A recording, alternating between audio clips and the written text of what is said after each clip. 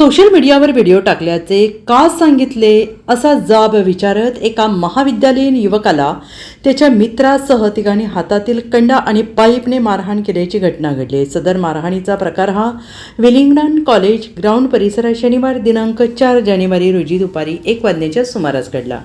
या प्रकरणी जखमी उजैफ उमेद खान टीनवाले वय वर्ष 17 राहणार मिरज याने विश्रामबाग पोलीस ठाण्यात फिर्याद दिली आहे. त्याच्या फिर्यादीवरून पोलिसांनी मारहाण करणाऱ्या गौरव माने याच्यासह तिघांवर गुन्हा दाखल केला आहे. आणि याबाबत अधिक माहिती अशी की जखमी उजैफ टीनवाले हा आपल्या कुटुंबियांसह मिरजेतील हडको कॉलनीमध्ये राहतो.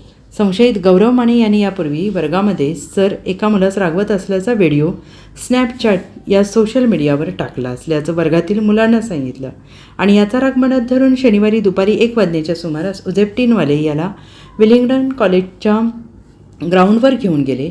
या ठिकाणी व्हिडिओ टाकल्याबाबत माझे का नाव सांगितलेस अशी विचारणा करून गौरव माने यांनी मारहाण करण्यास सुरुवात केली. तेव्हा त्याच्यासोबत असलेल्या इतर दोघांनी देखील लाथाबुक्क्यांनी बेदम मारहाण केली आणि सर्वांनी त्या ठिकाणी असणाऱ्या पाईप आणि हातातील कंडाने मारहाण करून जखमी केले.